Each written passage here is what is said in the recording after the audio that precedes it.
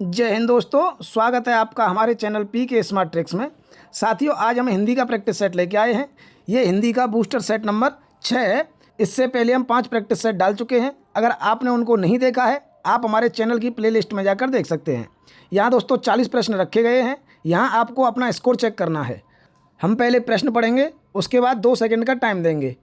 आपको अपना विकल्प चुन लेना है। ठीक है, वीडियो शुरू करते हैं। लेकिन अगर आपने अभी तक हमारे चैनल को सब्सक्राइब नहीं किया है तो चैनल को सब्सक्राइब कर लें, बेल आइकन की घंटी को भी दबा लें, जिससे कि आगे आने वाली वीडियो भी आपको मिलती रहे।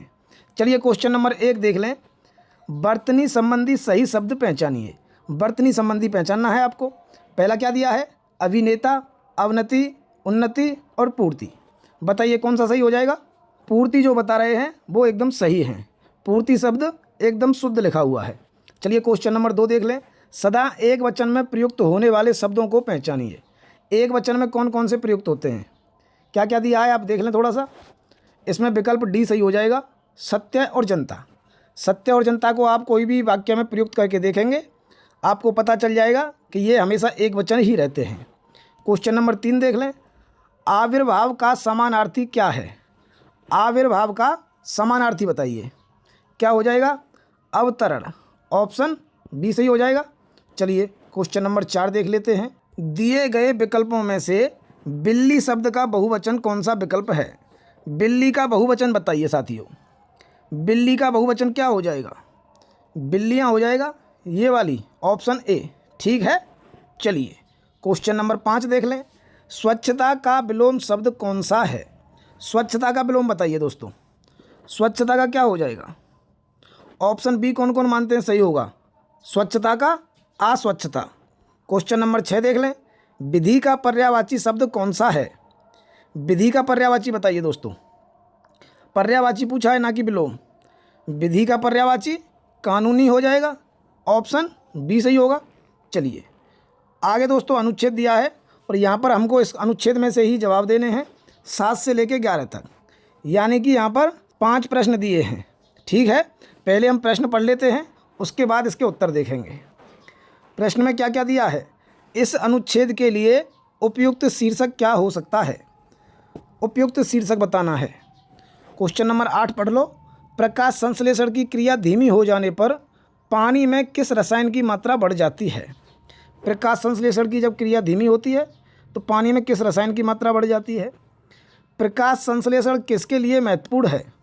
9वां क्वेश्चन है, प्रकाश संश्लेषण किसके लिए महत्वपूर्ण है? 10वां देख लो। प्रकाश संश्लेषण की क्रिया कहाँ होती है? और 11वां क्या दिया है? प्रकाश संश्लेषण होने के लिए किसकी आवश्यकता नहीं है? आप यहाँ पर एक बार इसको देख लें, पैराग्राफ को, फिर मैं आपको इसके उत्तर बता देता हूँ।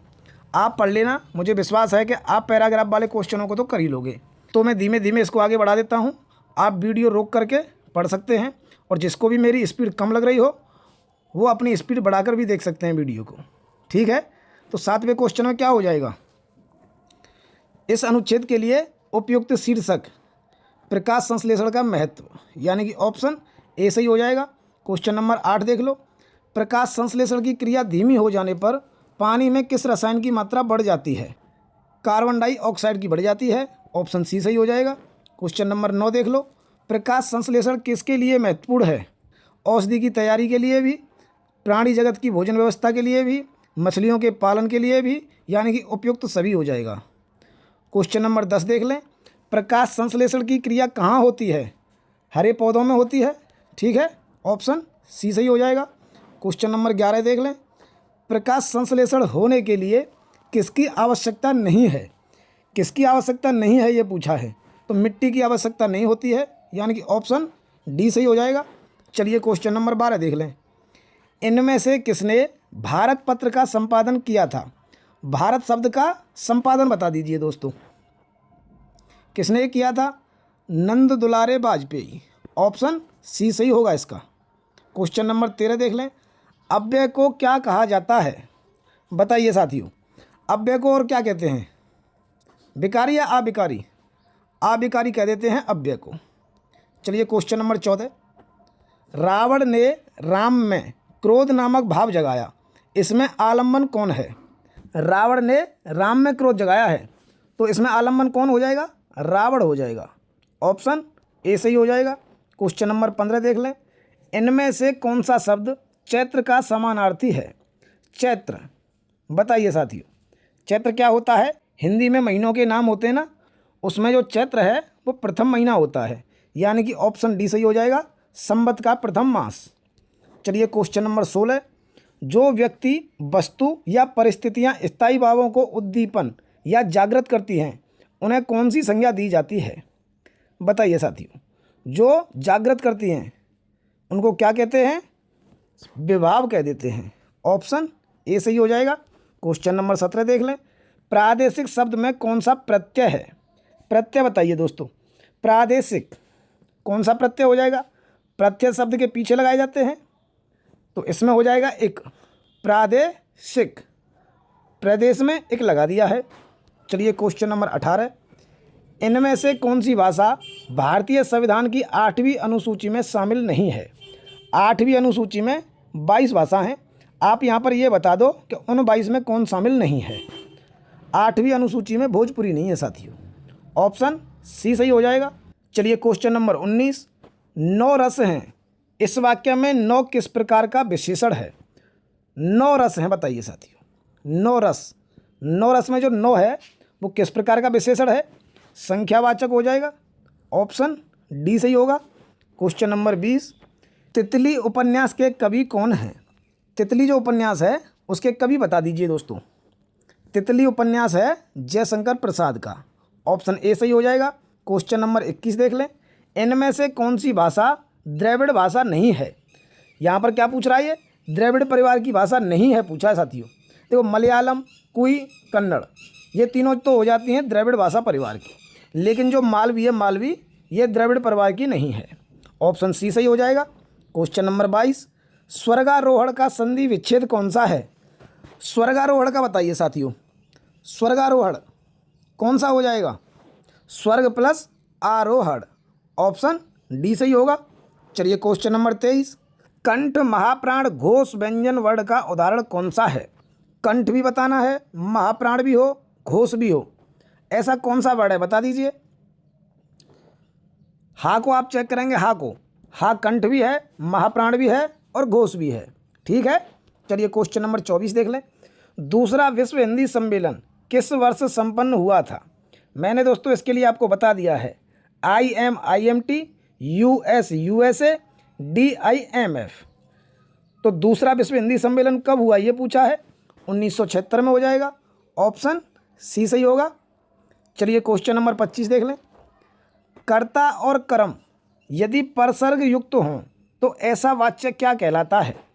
कर्ता और कर्म यदि परसर्ग युक्त हों, यानी कि साथ में परसर्ग लगा हो, तो वाच्य कौन सा होता है बताइए। कर्मवाच्य हो जाता है। ऑप्शन ए सही हो जाएगा। क्वेश्चन नंबर 26 देख लें।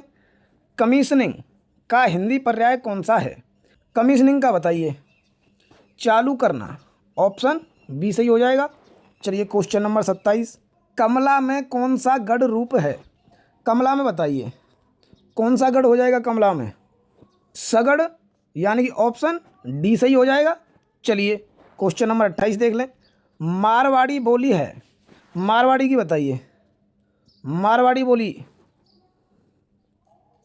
पश्चिमी राजस्थान की है। ऑप्शन सी सही हो जाएगा। Question number 29। इनमें से किस पत्रिका का संपादन भारतेंदु हरिश्चंद्र ने किया था? कौन सी पत्रिका है जिसका संपादन भारतेंदु हरिश्चंद्र ने किया है? बालाबोधनी हो जाएगी, यानी कि ऑप्शन सी सही हो जाएगा। चलिए क्वेश्चन नंबर 30। साथियों ये कमेंट करते रहें, यहाँ पर आपको अपना स्कोर देख लेना है। आपका स्कोर हिंदी में कितना है? हिंदी ऐसा सब्जेक्ट है जो पूरे नंबर देकर जा सकता है। अभी UPSI का पेपर हुआ है, मेरिट उसकी आई है, आपने देखा कितनी हाई मेरिट गई है, 148 क्वेश्चन, समझ रहे हो ना आप।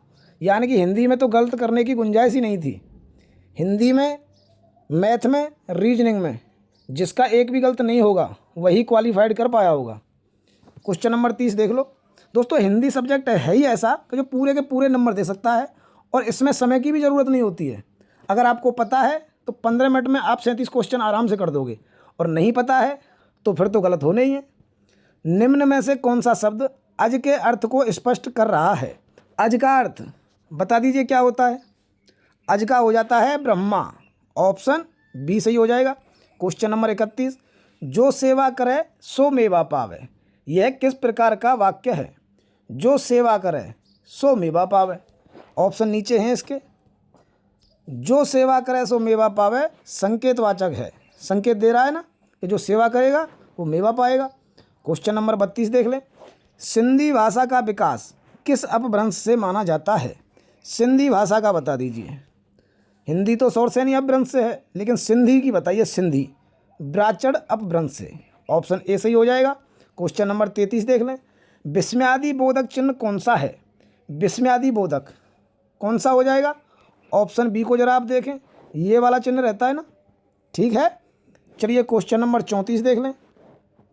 हिंदी भाषा का आरंभ कब से हुआ है? हिंदी भाषा का आरंभ बता दीजिए दोस्तों। हिंदी भाषा का आरंभ माना जाता है 1000 ईस्वी से। ऑप्शन सी सही हो जाएगा।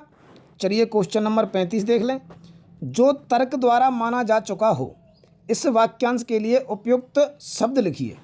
जो तर्क द्वारा माना जा चुका हो कौन सा हो जाएगा? तर्क सम्मत। ऑप्शन बी सही हो जाएगा। क्वेश्चन नंबर 36 देख लें। विशाल बाजार पहुंच गया, इस वाक्य में क्रिया का कौन सा प्रकार है? विशाल बाजार पहुंच गया कौन सा हो जाएगा? सकर्मक क्रिया। ऑप्शन डी एकदम सही हो जाएगा इसका। चलिए क्वेश्चन नंबर 37 देख लें। प्रयोगवादी काव्य धारा का प्रवर्तन किसने किया? प्रयोगवादी काव्य धारा बताइए साथियों। प्रयोगवादी काव्य धारा अज्ञेय जी हो जाएंगे। ऑप्शन सी सही होगा। क्वेश्चन नंबर 38 देख लें। जहां उपमेय और उपमान वाक्यों के अर्थ में भिन्नता होते हुए भी उसमें समानता की कल्पना की जाती है, वहां कौन सा अलंकार होता है? जहां उपमेय और उपमान में भिन्नता होते हुए भी समानता की कल्पना की जाती है, कौन सा हो जाएगा? निदर्शना। ऑप्शन सी सही हो जाएगा। चलिए क्वेश्चन नंबर 39 देख लें। इनमें से री क्या है? री आपने सुना होगा, ऋषि वाला री। ये क्या है? री जो है वो स्वर होता है साथियों, पता होगी आपको। क्वेश्चन नंबर 40, इनमें से कौन सा शब्द तद्भव है? तद्भव कौन सा है साथियों बता दीजिए। पंडित है, पवन है, या कपि है, या कोयल है? कौन सा हो जाएगा बताइए। तद्भव हो जाता है कोयल। ऑप्शन बी सही हो जाएगा। 40 प्रश्न पूरे हुए साथियों। अगर आपने अभी तक हमारे चैनल को सब्सक्राइब नहीं किया है तो चैनल को सब्सक्राइब कर दें और स्कोर बता कर जाएँ आपका स्कोर कितना हो पा रहा है हिंदी में। हिंदी में दोस्तों एक भी प्रश्न गलत नहीं करना है, ठीक है। फिर मिलूंगा अगला प्रैक्टिस सेट लेके, तब तक के लिए जय हिंद।